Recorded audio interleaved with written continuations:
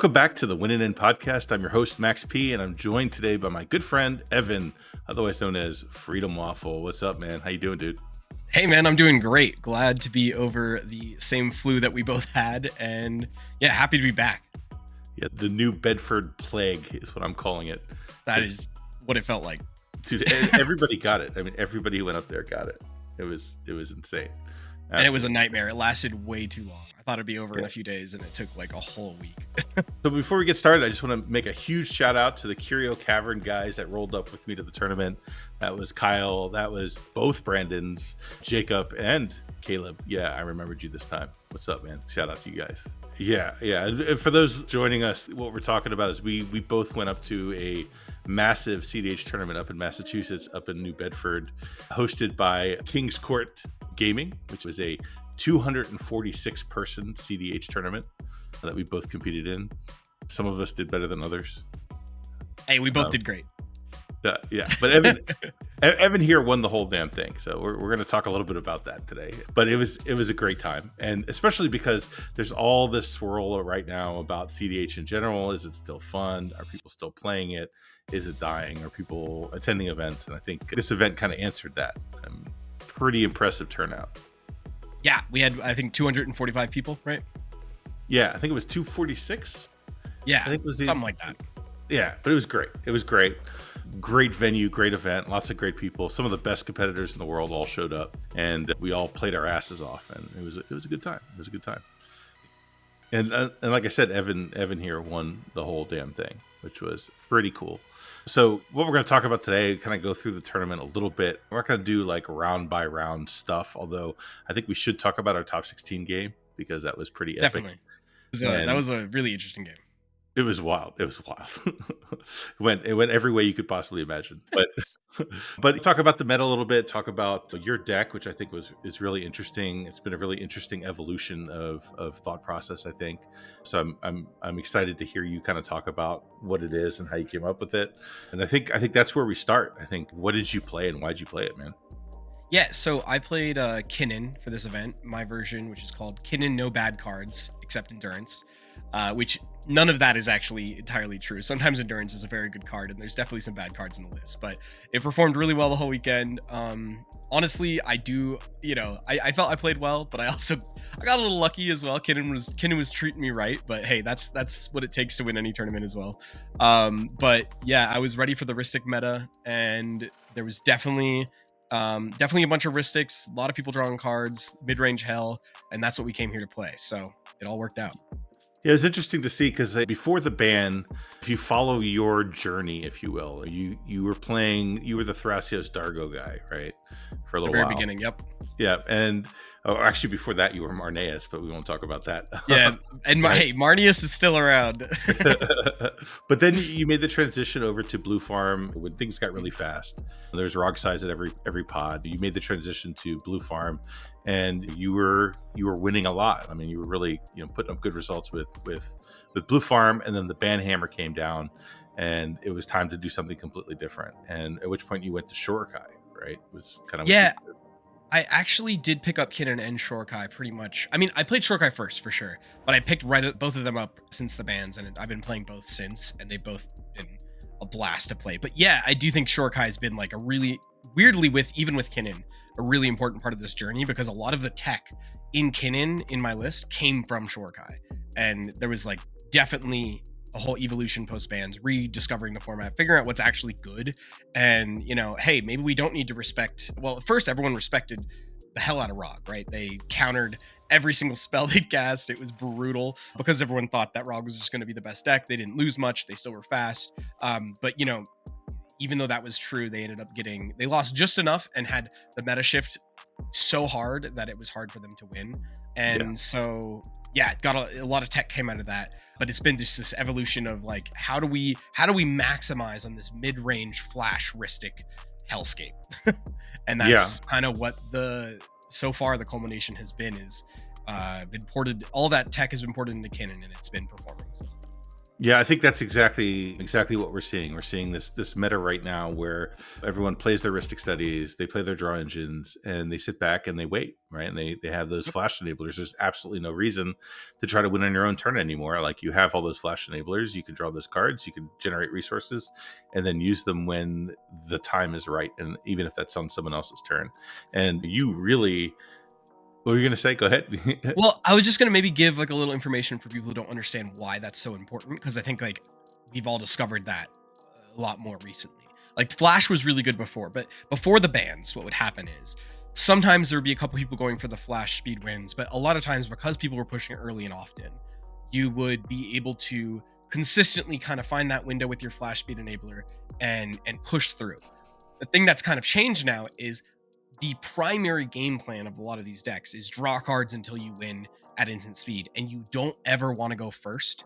And what's really interesting is a lot of times every deck at the table doesn't want to go first, and so you get, and that's why Flash is so important, because if whoever goes first always loses. There's too much interaction. You just can't 1v3 the table. Like the numbers just don't add up, especially when you get to these like high resource situations. Obviously that can, it can happen if there's like one person's drawn more cards than others, but most of the time everyone's drawn enough to fight back, or in the fight they'll draw the rest of their counter spells, right? So these instant speed enablers kind of create this little standoff in these games, and that's kind of why we've seen this shift. Is Rhystic study so prominent? You can't push through under, and so you have to go after, and Right. the way to do that is wait and wait and wait to the last possible second, and then until someone tries to win, because they have to, and then you go after. Yeah, which results in a lot of draws, by the way. And a lot of times you end up with, I mean, we've had games recently where I go put a Grand Abolisher on the stack, and next thing you know, the stack is 30 cards deep and no one's winning, right? You end in Right. a lot of draws that way too. But what I love about what you did, though, is you really took the meta as it is and like just leaned all the way into it, really dug deep into what people are doing. And you're running, if I look at this right, so you're running Rhystic Study. Yep. Yep. You're running Remore, you're running all the normal draw engines, but then you're also running Mirror Maid and Copy Enchantment, Mm-hmm. and you're running Commandeer, and you're running you're on Clever Impersonator. Clever, right? yeah, Clever Impersonator is honestly the best one. Yeah. So you're like, I'm gonna play my Rhystic Study, then I'm gonna copy your Rhystic Study, then I'm gonna play another Rhystic Study, because Well, and don't forget Desahal and Consecrated Sphinx. and you're right, exactly, the other draw engines as well, because at the end of the day, Kinnan generates plenty of mana, so you don't need as much mana resources as much as you need just straight up raw card draw. And at the end of the day, how do you beat someone drawing a lot of cards? By drawing more cards. Exactly. Right. Yeah. Right. No. And that so that has been like the Shorakai evolution. Is Shorakai is really good at beating people drawing cards, because Shorakai plus Unwinding Clock is its own very powerful draw engine. And then we were already like on all the Mirror Maid copy enchantments more than most people at the time too. So I kind of found that like I can just beat the table because I also have more free interaction. And if I'm drawing my deck, it doesn't really matter about like card, I guess, like it doesn't matter what you're pitching, because you have enough to pitch, is what I'm trying to say. So you can run more pitch cards, and that's where Commandeer and Misdirection come in. At the end of the day, if you're in a stack war, Misdirection is just another Force of Will. It's just Force of Will number 2. That's it. And it protects your own win, right? More than Force Negation does. And Commandeer notably does that too. Sometimes I'm just using it as like backup, but we're just like trying to pivot where like we know people are going to be drawing cards, getting this game anyway. Let's just maximize on it, and then capitalize on like having better spells. Endurance is like one of those spells actually that's really interesting here that green gets, that's really powerful, because once you've drawn your whole deck, which does happen, you can recycle those counter spells, and now it becomes another piece they have to fight over, because if they don't, in the next war that comes, you're going to draw at least 4 pieces of interaction that are free that you already used, and they're going to have to counter those. So they have to like, it's another piece they have to fight over, which is just super powerful. So I think, yeah, this play style is, it definitely can lead to draws. It can be frustrating and is hard to do because of the stack wars that ensue. But like, if you could master it, it's really powerful. Yeah, absolutely. So, I mean, how did the tournament go? I mean, you basically went on a tear right away. Did you run into any problems at all? Like, was anyone tech to deal with you? I mean, how'd it go? Well, I definitely saw some Curse Totems and Graph Digger's Cages. One of those in our semifinals match as well. Overall, though, like I said, hey, I'm not gonna die. I had really good luck, really good seeding, as we've talked. Max, he'll tell you, but he had really bad seeding, and I had really good seeding day 1. Day 2, my seeding didn't really matter, and I had bad seeding, but it was too late. I already got all the wins I needed, so yeah, I went first 4 out of 5 times in day 1. So hey, that was just luck, and that definitely contributed to my record. So sometimes you get lucky. But yeah, I think I started off the day, I won't recount all the rounds or anything, but one of the interesting things was I was able to commandeer a Necropotence on turn 1. Someone Mindbreak trapped just to counter both, and then I had Force of Will.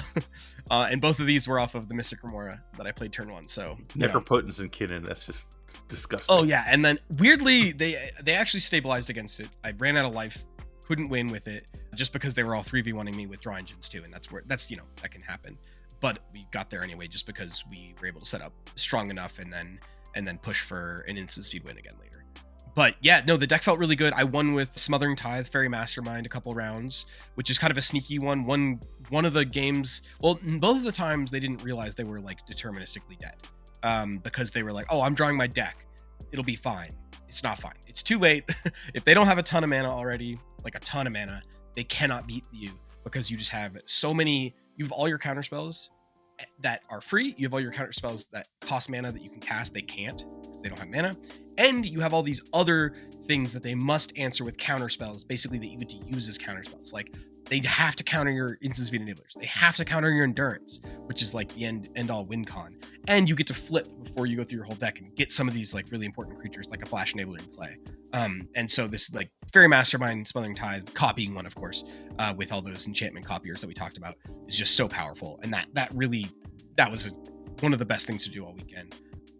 And I also cloned a Necropotence in the final round on day 1 too, that felt good too. So 2 Necropotences throughout the tournament, like just cloning it or stealing it, was very powerful. But yeah, the whole time, like, instant speed enablers were very, very clutch. I think I won just with a normal Assault Monolith win only once.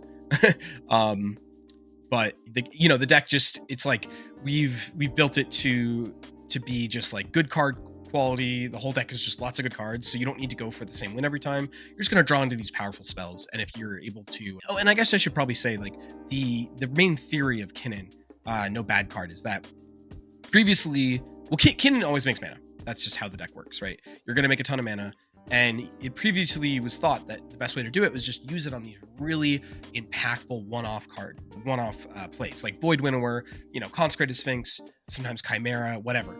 These just like either like will slow down the game until you can just like spin into more or cast more of these big hitters, and then you're going to win the game eventually. But the theory that's different here is if we have good card quality and are drawing cards, right? We've maximized our draw engines, and our mulligans are towards that as well. Then we're going to be able to use our mana to cast more spells than other people as well. So not only are we drawing as many or more cards as them, we're actually able to just cast more spells because Kinnan makes so much mana. And so that's kind of like, that was really what dominated the whole weekend, is just like utilizing that theory. And obviously it worked out pretty well. Yeah, you're not on a lot of the classical creatures. You're not on Void Winnower. You're not on Chimera. Thank you for not running Chimera, by the way. Yeah. God bless you. But yeah, like, but you don't need them, right? Because you're overwhelming everyone with advantage, both in terms of mana and card advantage at this point, and it absolutely worked. From my perspective, I did a lot of the similar things in a lot of ways. Like, I've built my Tymna Thrasios list to be very card advantage capable, even without Thrasios. I'm not relying on just Thrasios activations. I have lots of ways to generate value myself, although I'm not on all the flash enablers that you are, so you're stronger than I am at flash speed, and I can't keep up with the mana generation that Kinnan can, right? So I have to do other things. But similar theories, and even going into our semifinal round, like I knew at this point kind of what you were doing and what your strategies were, and I'm like, I'm not gonna like mull for a hand that you commandeer my Rhystic Study or just copy my Rhystic Study, right? So I wanted to, let's make Tymna work here was the idea, which was good. It worked out pretty well, but well, and I think it would have won you that game had Willie, the TNK player, not pushed. I think you win that game because you're just, I guess I'll just give a kind of like quick overview of the game. Everyone starts out with mana dorks. Oh, so it's me in first seat on Kinnan, William Hudrell in second seat on Tymna Crom, and it was, sorry, what are the commanders in the Sands Blue? It was Will and Max. Will and Max. Will and Max. Elmar and Wernog. Yep. In third seat, and then Max in fourth seat on Tymna Thrasios. And it opens up with mana dorks from everybody, except for TNK player, of course. And then they drop a turn 2 Curse Totem. But I had a turn 2 Rhystic. So that on the play. So that's, that was the plan. And then but that shuts down all the mana. So Kinnan, of course, can't activate, can't use the mana dorks. And I had I think I kept multiple mana dorks in the hand. There was a lot of mana dorks.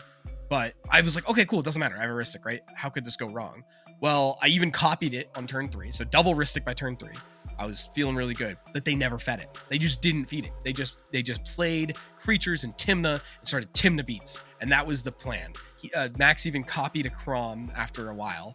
And it was just boom, beat face. I didn't draw any cards. I'm sitting there just looking at nothing to do, period. Literally can't even cast any spells most of for a while. And at this point, I'm just basically trying to prevent my life total from going down. I cast a High Fae Trickster and I would have blocked at that point. It ended up being really powerful later, but they don't want to lose their card advantage. And so it being a 4-2 is pretty relevant. And that was my strategy the whole game. First of all, I felt like I was already behind in fourth seat. So I'm like, here we go again, right? Mm-hmm. For those that don't know, I was fourth seat 5 times at this tournament. 5 times, which is kind of crazy. But in any case, I'm in fourth seat again. So I'm like, all right, I just got to play the slow game. And then you drop that Rhystic Study. The Curse Totem comes out. You get the second Rhystic Study. I'm like, you know what? All right, here's what we're doing. We're just going to grind. I'm just going to play. I'm going to pay for every goddamn Rhystic Study like it's my job. That's what I'm going to do. I'm not. And you had a Cradle. Drawing any cards, right? And I got the Cradle, so I play the Cradle. Yes. And all I'm doing is I'm like, all right, I'll play a creature and I'll pay for Rhystic. I'll play an Arcane Signet. I'll pay for Rhystic, and just gradually just develop the board. And I had this juicy Mockingbird. That Mockingbird was the best damn Mockingbird ever. I played it initially as a dork. I made it just a copy of a bird. I think it was the Wernog Elmar's player's bird. And then I Colossal Sky Turtle bounced the bird back to my hand and replayed it as a Crom. Right. Paying for Rhystic. Everything. No 7 mana Mockingbird Crom. And we're just sitting there, and I played a Delny at one point. So I have Delny, I have Crom, I have Tymna, and I'm just like, we'll just swing, draw a few cards, pass turn. Swing, draw a few cards, play something of value, pay for Rhystic, pass turn, and just ground our way through the game. And man, it was like you said, I felt like I was getting really, really close. Well, you were ahead. You were in the lead for sure, because you got a Delny up. And that was beating TNK by a lot. He eventually cloned it. It was a clone fest, because I cloned my Rhystic, you cloned Crom, I cloned Crom to not die, and then he cloned your it was you, and then of course you bounce your bird in the first place that was already a clone. But it was an interesting game. Also, I want to note that the Sans Blue player mulled to 4, right? I think I mulled to 5. This is hilarious. And they played I think it was just Mana Vault turn 1, or maybe it was Birds. It was Birds turn 1, right? Yeah. And they just went to discard. As in they drew pass, didn't draw the lands. Or maybe I think they actually did draw the lands eventually, but they had World Gorger Dragon in their hand. And so they just literally from a mull to 4, just didn't play anything until they went to discard and discarded World Gorger Dragon and just held up Necromancy. We knew, right? Otherwise they wouldn't do that, right? We didn't know that there was Necromancy in the hand, but we knew there was Necromancy in the hand. So we were just all, aware. And that was it. He just held it up the whole game because he was there was no, that's the thing. If someone tries, he's going to win is what he was thinking, I think. Which is the only thing he could do. And it was a good plan. And of course, we're just in a spot there where we, have to, the only way he beats us is that plan, because we're so far ahead. You're on Tymna's. Anyone who pushes, I draw a billion cards. And so he can't just beat us. There's too much interaction. No one's used it. We're back to the whole thing of we all have guns pointed at each other's heads. And even with only 3 blue players in the pod, we can't 1v2. We just don't have the resources. Whoever goes for it loses, and the next player wins. Or not the next player, right? Instant speed enabler, right? Whatever. So yeah, it was a very interesting setup. Should I get into it, how it kind of culminated? Yeah. That one turn where everything blew up, Yeah. So Willie ended up going for an Abolisher push. He consulted though to get it on my end step. And at this point I have Seedborn, no like outlet, but I'm untapped all the time, and I have a high Fate Trickster. So I'm just sitting there with nothing to do really. I'm just like, I cast a couple must counter spells, I think, or at least one, just to get some interaction out of hands. Like I cast a Quarter Calling for 7 because it was an end step, and I was like, counter this, but I'm trading this for your Force Negation. So that's kind of like, it was that kind of game. We're just very slowly pushing forward, trying to use our mana. But he eventually consults for it, and you and I are looking at each other because I know that if you start fighting, we both know that if you start fighting, I'm gonna win this game because I've double Rhystic out at this point. And I have a Mirage Mirror out too, which ends up coming up. But yeah, we basically are like, we kind of talk about it. I sink into Stupor back to his hand, he casts it again, and I'm like, at this point, I think like I think all I had, you don't know this, but all I had at this point was a hard cast Mindbreak Trap for it. So I did have something, but I'm really worried about losing to you because you're still ahead of me at this point. And I do have an Otawara and you have a Beseiju. Which of course we don't tell each other. But we end up letting the Grand Abolisher resolve. Before we do though, I copy my someone's Mystic Remora with my Mirage Mirror. Well, an important piece of this also is that, after the demonic consultation, Will is he's gassed out. I mean, he's down to 17 cards left in his library. He has no win cons. He has no win cons, right? He has nothing left. So because we've accounted for his Mnemonic Betrayal, we've accounted for his Thoracle Brain Freeze. I think Bowmaster is gone too. Like, it was just like there wasn't actually like a real win con left. But of course, usually when you have access to the remaining part of your deck, you can do something. And sure enough, his win con was going to be combat. So he was just going to cast Path to Exile a bunch of times because it doesn't gain us life, kill all our creatures that he needed to, and go to combat and kill us in 2 turns with Final Fortune. Or I think that was part of the plan. Maybe he needed to just like kill one of us. It was weird. It wasn't clear to me. Like, it wasn't clear to me what the plan was. And like at the time, I'm looking through his graveyard. I'm trying to think about what he can do. I'm looking at that Final Fortune, and I'm like, he could kill both of us, but then he loses to Will and Max. I'm like, I don't know. Because he had to discard his hand. Yeah. Right. And the other problem was, as he's going through this process, you're drawing a billion cards. I'm drawing 3. I'm Ancestral Recalling off of every spell because I have Rhystic, and Mystic Remora because I copied it again. And so I'm just going crazy here. I've drawn half my deck in this turn. And Max has drawn a third of that because just has a Mystic Remora. Right.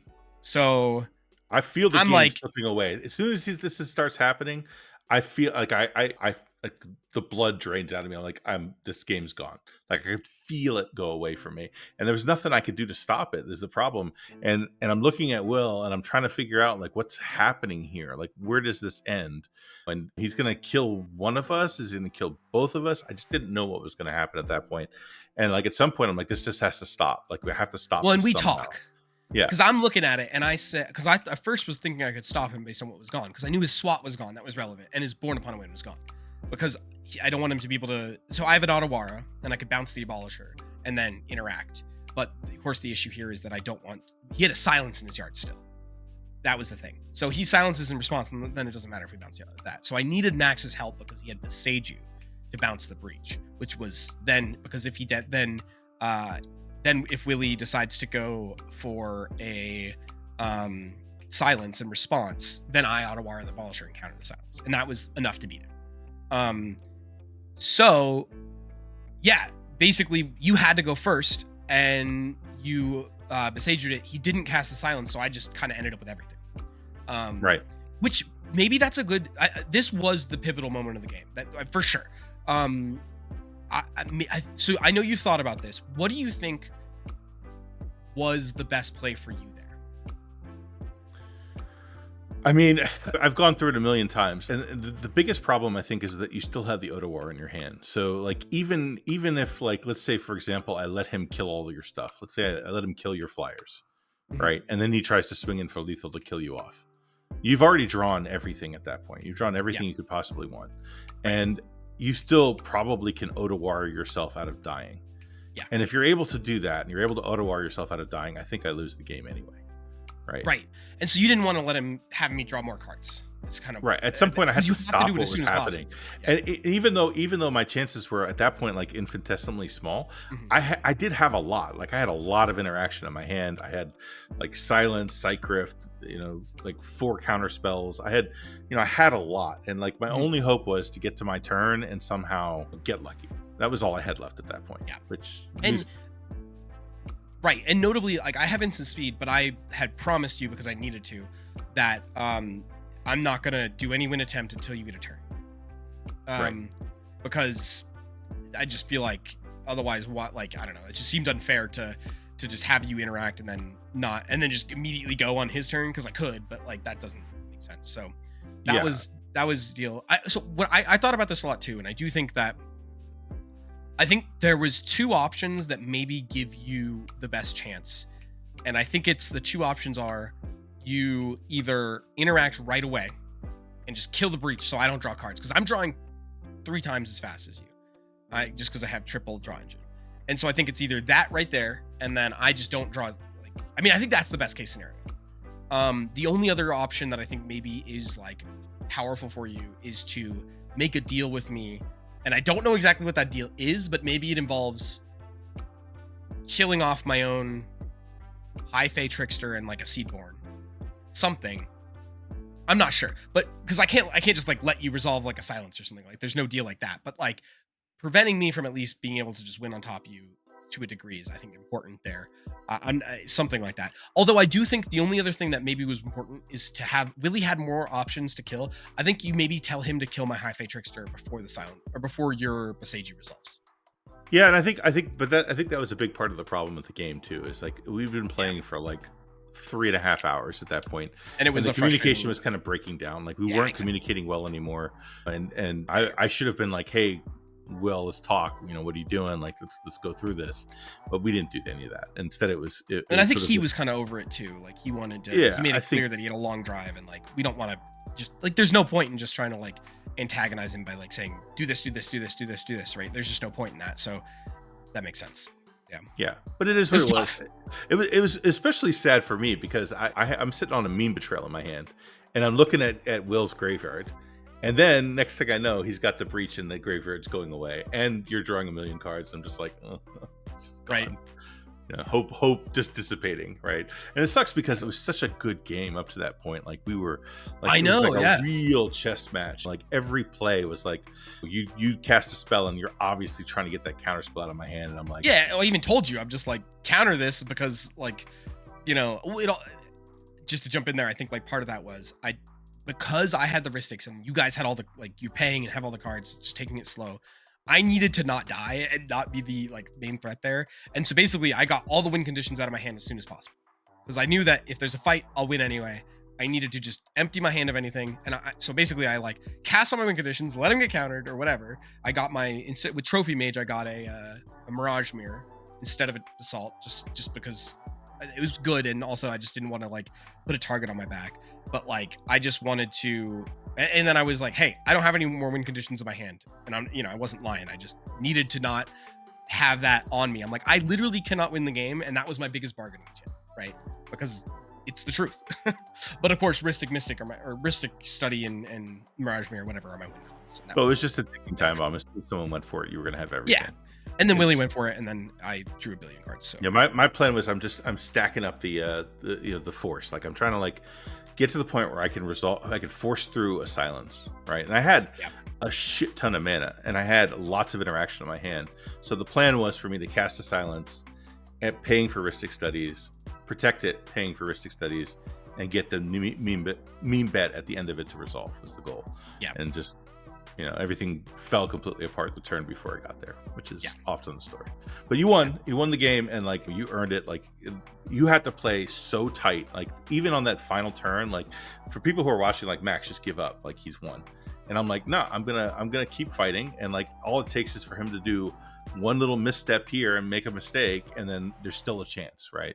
So I'm still trying to force through it and trying to like find ways. Well, you have so much at this point, and a draw engine. So like, I think we fought in your upkeep, right? A bunch is what happened. Yep. Yeah, it was super. It was all upkeep. Yeah. Yeah, and then And eventually I just by had, the end, like, by the end everything. you had 2 Rhystics, a Remora, a Wandering Archaic, a copy The of a Smothering Wandering Tide. Archaic, a Smothering Tide. I mean, it was So like, there's no way. Yeah, it was ridiculous. It was ridiculous. So it's just I had no brutal. chance. But it was Yeah, a good fight. It was fun. the Wandering Archaics are how you break parity, and that's kind of like the whole thing. Is like, well, and that's why High Fate Trickster was so strong, is that I could just get the Wandering Archaics and play. Oh, one actually thing to note this whole game, I had Emergence Zone up the whole game, and that's why no one really needed to like kill the Trickster, because they knew it's like, I could just crack the E zone. You talked about misdirection earlier. The misdirection, you don't realize how good that misdirection was. So someone, I don't remember who it was, tried to path your High Fate Trickster, and you misdirected it to my Mockingbird, which was at that point a copy of your High Fate Trickster. Yeah. Which took away my so flash funny. speed. It was like, come on. And you didn't want to fight over it because you could have, but you don't, because that's not the fight. You lose it and it's not worth it, and I get more cards. Right. So I let it go. I had the means to defend it, but it was like, I can't give up. Yeah, which was a good call. I think Yeah. a lot of, like, a lesser player would have fought over that and lost right there. So yeah. So it was a great game. You won, you earned it. And then you went on to top 4 and took the whole thing down. How'd that one go? that was definitely a very different game. So it was myself in first, Elsha in second, T and K in third, and then Hidetsugu and Kairi in fourth. And so it's my friend Ryan or Snazerific on Elsha, Maddie or Ring 13 on T and K, and Dave or Kaiser on Hidetsugu and Kairi. And Maddie's playing T and K control. So she counters Dave's turn 1 Mystic Remora, and then counters Ryan's turn 2 Rhystic Study. So I'm looking, but I'm old to, like, I think 5 again, something like that. It must have been 5, because I kept 2 lands, a Mox Diamond, a Transmute Artifact, and a Birds of Paradise. So just mana and, like, a Transmute, technically to find the win, which basically, I won't go through the whole game, but basically my first flip, I ended up getting an Enduring Vitality. I found a Green Suns pretty early on. And then my first flip was Nezahal, which was really, really, really good. Because they all their engines got countered, and then I got a Nezahal in play, and that kind of dictated the entire game, because they're shut off from playing spells, because they're all, like, low resources, and if they start casting like normal, I'm high resources. So that, propelled me to victory eventually. The Enduring Vitality was crazy, because now all the creatures I played just became mana dorks for 2. It just went crazy. I eventually got a Tidespot Tyrant in play, and then there was a huge fight, but because I had so much mana, I was able to just, they overloaded a Rift in my upkeep, and then I was able to replay all my rocks and just win after that with the Tidespot Tyrant. So, of course, there's a little bit more. You can watch the game on Mental Misplays Twitch. I'll put a link in the description below, so if you guys want to watch it, you can. Yeah, and there's table talk, so it's, somewhat interesting. But regardless, it was just kind of a game where I had a lucky Kinnan flip, and it snowballed from there. So I don't think that game was necessarily as interesting. There was I think one interesting part of the game was where I had a Tidespot Tyrant going into my turn, the turn I won. So, the end step of Dave's Hidetsugu and Kairi's turn. And Ryan on Elsha has a Ranger Captain and a Path to Exile. So he sacks the Ranger Captain to protect it, because, of course, if I untap with it, it's just over. And he doesn't want me to fight over it and bounce more things, right? It makes sense. And he paths it, right? And I have a Hydroelectric Specimen in hand, which I'm able to cast underneath the Tidespot Tyrant, protecting it and bouncing the clone that Dave had made of Nezahal. So it was just like a whole, God. brutal clear the way, and then go into my turn and just have this, like, insane win attempt. And it felt really good to have that, like, random tech piece that could have been a land save the entire game for me. So that was pretty cool. But yeah, definitely an interesting game. And yeah, I think, like, the main takeaways of the whole tournament were, do I think they have it? And there's a lot of course, techniques you can use to read their body language, know the meta, know their decks, and decide if this is a window. But right now, most of the time, it's going to be wait till someone else tries, and other than that, just draw cards until you can win. So I think one of the hardest things right now is people, like, there's where you are and there's where you want to be in games. Yeah. And it's really hard to accept where you are a lot of the times, where, like, I can't push. I have everything I could want in my hand. Like, I have a win, a second win, a third win, and a counter spell. I should be able to win here. And you have to look at the table and realize that we're not there. That's just not where we are. What I need to do now is just put my head down and wait and let the game develop. And it's so hard to do because I know, like everything in your body is like, I can win right now. This is my time. And like, it's just, the windows are smaller now. They take longer to develop. Like you have to accept that and roll with it. Otherwise you get blown out, and it feels real bad because you get into these games where like you go, and I learned this in practice, right? Playing games where I'm like, I have everything I could want. Like I should be able to win here. And afterwards I'm like, I don't understand. I had a Grand Abolisher, a Silence, I had 3 counter spells and 2 win attempts. How did I not win? That's because that's where we are now, because everyone's drawing a million cards and everyone's got flash, and they don't need to stop your win attempt. Like you don't need to stop the other player's win attempt right now. You just need to be able to win on top of it. Well, it used to be that the only answers to Grand Abolisher, especially if it's the first spell of the turn, were basically Force and Pact, right? And Mind Big Trap, if they can hardcast. Well, now it's like, well, and Silence. Sorry, I should say Silence too. But now you also have Crop Rotation E-Zone as an answer. You have Born Upon a Wind as an answer. Valley Floodcaller as an answer. High Fate Trickster as an answer. And, everyone's running them. And these other counter spells, and it's like, okay, well, that doesn't necessarily cut it anymore, right? Like sometimes you push and you're just going to be losing because you pushed. And I think like the other important part here is that you're looking at your hand, you have this really well protected win attempt, whatever. That's not the math. It's not like, okay, I have win with quadruple backup, I can win. No, it's not that. It's okay, I have 3 opponents, how many counter spells do we think they have? Does that beat my, do they have more than 5? Well, probably right now. And then that's where it's like, okay, well, this quadruple backup isn't even close to enough, especially if they're still drawing cards through this war. Because, if everyone's got a Rhystic, every single spell you cast or everyone casts, everyone's drawing 3. And so they're going to draw double the amount of cards they have during the fight. And then not only are they going to find a way to stop you, they're also going to find a way to win. And of course, during this fight, yeah, you have Rhystic too, maybe, but you're only drawing one of those cards. They're all aligned in gold to stop you, so you just can't look at it in the same way as or in a two-dimensional regard where you say, I have backup, I have a win, I should push. It's just that's not the math. It doesn't work. Right. Unless it's like early game, like before the Rhystics. Like there are times it works. It's just not. Rhystic Study changes all of it. It changes all of it. Yeah, one of the most fun things about our top 16 game too was like you and I kept feeling each other out. Like, you have a flash win in hand? Well, do you have a flash win in hand? Yeah. Like just this whole back and forth. At one point, I even like went to Huntelius, who's the Wilmar and the Will and Max player. I'm like, tell him I don't have a flash win in hand, and I showed him my whole hand, but not you. Changed something, yeah.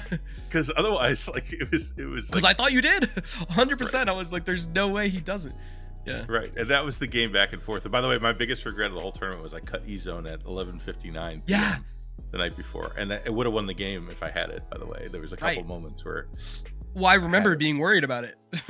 Yeah, because I had the crop rot, and there was an opposition age at one point, and then the opposition age was gone, and I had the crop rot, and I'm like, oh my god, this doesn't do anything. I know.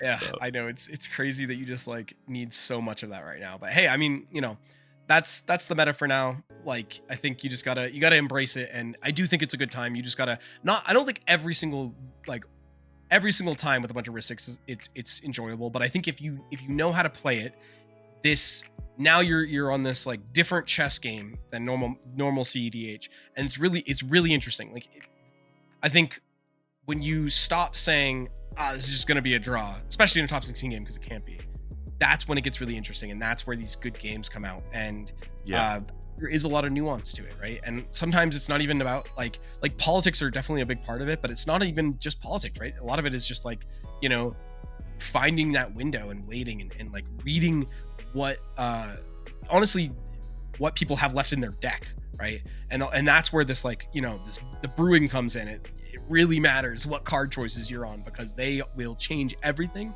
and it really matters if you know your opponent's decks, because you need to play around everything, and I think that's really fun. And I think it is super fun. I talked to Nick, who's joking 101 a little bit, Yeah. because we played in LobbyCon on Saturday night, and he made an interesting observation that I think is really true. I think one of the problems with the meta right now is that when you're playing a casual game with your friends, those draw situations suck. They're not fun. They're miserable. Like you're just playing with friends. It's supposed to be a good time. But when you're playing that situation in a top 16 game in the highest level of competition, there's nothing like it. It's amazing. It's an amazing experience. So like there's a big difference between the experience of going through that chess match in a game where it really matters and going through that chess match where you're just trying to have fun with some friends. Right. Yep. And I think absolutely. there's the dichotomy that I think a lot of people are feeling right now. Yeah, I agree. And hey, I still think, even though I use it as much as possible, abuse it as much as possible, I think Rhystic Study is bad for the format overall. Personally, I think it should go. But I do think that like I still have a really, I think it's bad for the format, but it's my favorite card. Does that make sense? It's like, oh yeah, 100%. Yeah, 100%. it's both. It's both. So, I think you can have fun while understanding that, like, hey, these, maybe this could be better. So, and I think a lot of time, like, we're in this weird transition period where everyone misses Oxide, everyone misses Mana Crypt and Jeweled Lotus. Some people miss Nadu. But we're just figuring out where we're gonna go from here and waiting to see what's next in that Wizards has in store for the format, and kind of in this weird limbo space. But I think if you just keep an open mind, I've been having fun the whole time. It's like, honestly, some of the most fun of this whole process after the bans has been rebrewing and re-understanding the format. And that's the cool thing about cEDH, is that we have these like real three main parts to the experience. It starts with the brewing, right? And then of course you have to understand your gameplay really well, be able to play well. And then you also have to be able to talk well. And I think that the combination of those three has always made it interesting for me. Sometimes I like one more than others, but all combined, it becomes, no game is the same. It's always interesting, and there's always somewhere to go, in my opinion. So yeah, I agree. Definitely And I think it's hard right now for a lot of people who specifically have been tied to a particular deck too. I think the other hard thing is, I talked to Eric DeVoe, who made Blue's Clues what Blue's Clues is. I mean, he pioneered that deck. He took it and made it one of the top decks in the format, and the achievement that the feeling that comes with creating a deck, breathing life into it, and putting it out in the world and having it do well, and then have the ban come down and really damage the deck. And it's an adjustment for a lot of people to say, oh, it's time to let go of that deck. It's time to brew something else and move on and own something else. And that is that's a hard hurdle to get over. I mean, I was Tymna, Jessica, and Florian, and I loved those decks. I had such a good time with them. But I miss Dargo. Yeah, you missed Dargo, right? Yeah. But after the ban, like, it's time. You have to embrace the change to enjoy the format at the same level. Like, I think that's just what it takes. And there's no easy answer to that. It sucks for those people. Like, it really does. But all I can say is there's a liberating feeling that comes when you brew something else and you realize that you can do it. Like, you can achieve that same level of success that you had with that deck that you thought was like your reason, or more. Do it again.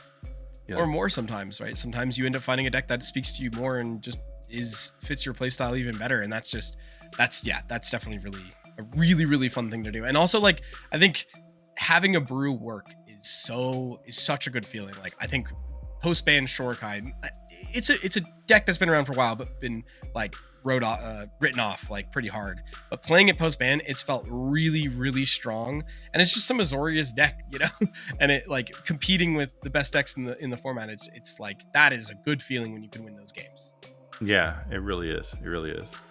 So yeah, man. I mean, congrats again on the big win. What's next for you? Where are you going next? Yeah, I got actually a lot coming up, which I'm really excited for.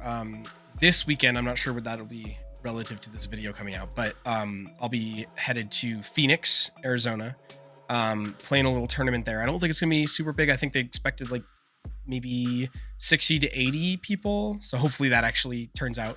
But that should be really fun. And then after that, we're going to Snowy Summit in Denver on February 1st, and then nothing else, I think, in the rest of February until March 1st, which is Fishbowl, that's gonna be a blast out in San Diego. Alex or Hires putting that on, and that's going to be a really fun tournament. And then I'll be going to Texas in middle of March for a 10K at Crimson Lion Games. That's the plan. So definitely now a lot more scheduled out than the end of last year, and I'm really excited. There's tons of tournaments, and it's gonna be a good time. You want to do a quick shout out to LearnCEDH and coaching? Yeah, sure. Yeah, so recently I just created LearnCEDH.com, and it's a site that is a great place for people to start your cEDH journey, learn what the format has to offer, what decks to play. There's courses, all kinds of stuff. And also for more established players, there's a deck database with data from EDH Top 16. They've been really helpful getting that online. So live data and primers for every deck. So if you want to learn a new deck, figure out what they're doing, maybe not as in depth as the, dedicated primers on Mox Field, but it's going to give you an understanding of the combos, how they win the game, and just an understanding if you want to play this deck. So super excited about that. It's been going really well, so check it out, learncedh.com. And if you ever are in need of cEDH coaching, hit me up on Discord. It's just FreedomWaffle, no spaces, or on Twitter, whatever. I'm sure you'll put some links down there. And yeah, thanks for having me, Max. I really appreciate it. This was a blast, and it was so good playing with you. Yeah, it was such a blast playing that top 16 game with you. I mean, it was really the highlight of the weekend. Even though I didn't win, I had a blast, and really an honor to play with you as always, man. So it was and really you clawed back from 4th seat all day, the whole 2 days. Yeah. I thought I was dead, and I fought my way in. I made top 16. You did. So I felt pretty good about it, and the deck felt you great deserved too. it. So yeah, man. So awesome. Thanks again for joining. If you guys enjoyed this, if you liked it, you want to see more of this, please please subscribe. Please check out our Discord, comment, come discuss this stuff with us. It's fun, and that's what I'm here for. I just like talking about cEDH all the time, so please join us. And with that, thanks a lot. See you next time.